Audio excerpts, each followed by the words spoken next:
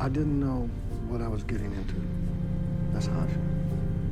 Had I known what I was getting into, I wouldn't have it. I wouldn't have this coming. The line between comedy and tragedy is thin, and no one knew that better than the comedy legend Richard Pryor. From the time he set himself on fire to the time when he said, "I don't know what I'm doing here, I'm not funny anymore," while performing live. Up until the fateful 10th of December 2005, when news about his passing enveloped the media. This is the story of Richard Pryor and his sad death. Born on December 1st, 1940 in Peoria, Illinois, Pryor grew up in a world marred by poverty and racial segregation. Despite the hardships, he discovered his comedic talent early on, using humor as a coping mechanism for the challenges he faced.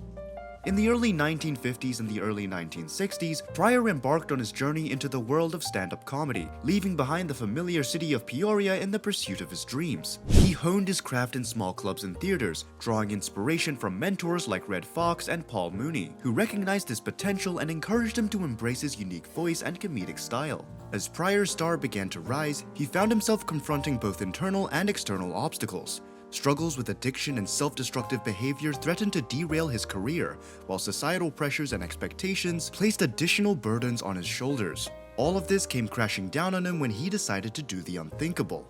On June 9, 1980, the world almost lost Richard Pryor to a fiery tragedy that basically mirrored his life at that moment. While being high on drugs, he was watching a documentary with his friend and his friend's wife. In that documentary, it was shown that monks light themselves on fire in pursuit of hiding their true selves. Sounds crazy, right? Well, not for Richard Pryor, who said that after watching this he doused himself in rum and set it alight. Then he jumped out of the window, fleeing his house in Northridge, California, engulfed in flames. As he staggered down Parthenia Street, his clothes melted into his skin, and his flesh blistered in the heat. This horrifying event was the culmination of Pryor's descent into self-destruction. His battles with addiction, fueled by drugs and alcohol, had escalated to a point of no return. Despite his fame and success on stage and screen, Pryor grappled with inner demons that manifested in violent outbursts and reckless behavior.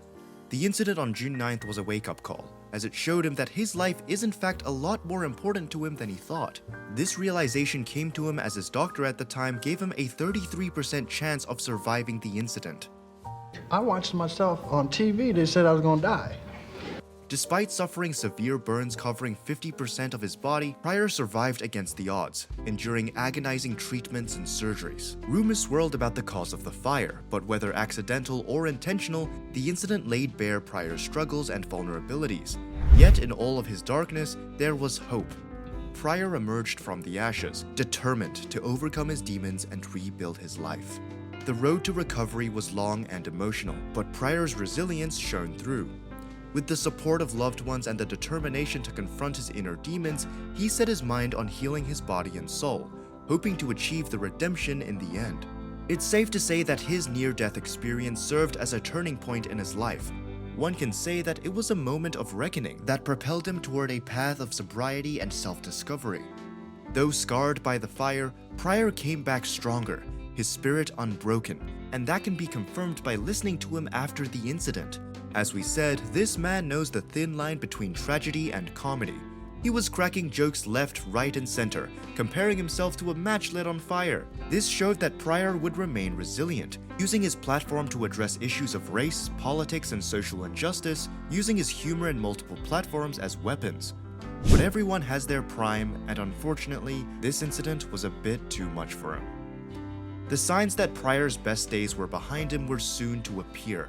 Richard Pryor's Live on the Sunset Strip, made in 1982, was the first recorded show after his return to stand-up comedy, 18 months after the fire. This immediately showed something that could be described as his decline. Although the provocative honestly still shone through and the funny routines were occasionally brilliant, it was safe to say that some of his energy had been replaced with doubt and caution. He was a little less agile, less sure of himself. He avoided using the N-word, but that was something the people watching him didn't like, while it's safe to say that the aversion toward that word was a serious step up in every other aspect. Speaking of stepping up, it's your turn. Make sure to hit that subscribe button and subscribe to our channel for more amazing stories. Let's get back to it. His long-awaited routine of setting himself ablaze turned out to be one of the show's high points, but in a remarkably candid interlude, a comedian admits to the audience that he knows he was better and funnier when he was hungry, when he wasn't the Hollywood hotshot. And this isn't just a throwaway comment, as it was not only somewhat true, but it also had a deeper meaning and a story behind it. On the first night of the show in December 1981, Pryor actually abandoned the stage of the Hollywood Palladium halfway through the act, announcing, "I don't know what I'm doing here. I'm not funny anymore." Leaving the bewildered audience behind, he locked himself in his trailer and wouldn't come out. He had to be goaded into resuming the show the following evening. Things went more smoothly that time, and judicious editing ensured that not too much of Pryor's uncertainty dragged down the show, but the experience left the comedian somewhat shaken. Despite this, Live on the Sunset Strip earned almost twice what it cost to make in its first 3 days of release. Another interesting fact is that Pryor was signed up as the comic relief in Superman 3, the one from 1983, for an unprecedented $4 million, a million more than Christopher Reeve was getting for playing the caped superhero himself. You heard that right, this man was making more money than before, but he wasn't feeling as excited about his career as he felt before. During numerous interviews, he kept saying that the old him died that day in 1980, and that this is a new Richard Pryor. This version of himself is a lot less crazy, meaning that he's a lot less funny in his eyes as well. He was still a star, but with time passing by, he was getting less and less recognition. Actors like Eddie Murphy were at the forefront for African American comedians turned actors back then, but unfortunately, Richard's time as the main man was seemingly up. Pryor's health worsened in the 90s. He managed to make a couple of TV appearances and turned up for a suitably offbeat chair-bound cameo in David Lynch's Lost Highway in 1966. Not only that, but he published an autobiography and later remarried one of his ex-wives, Jennifer Lee. It was fun remembering. Is it sad at all? Yeah. By 2002, his longtime friend and comedy writer Paul Mooney explained that although Pryor was bedridden, he still had a sense of humor.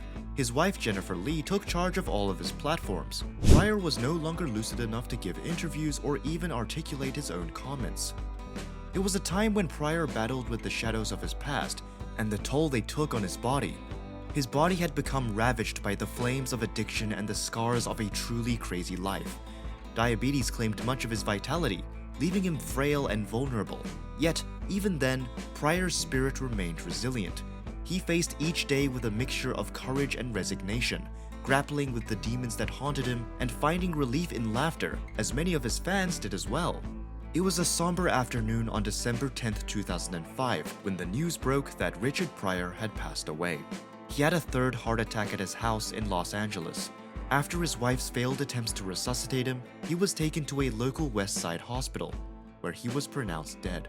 No grand farewell, no dramatic exit, just the quiet slipping away of a soul who had left an indelible mark on the world.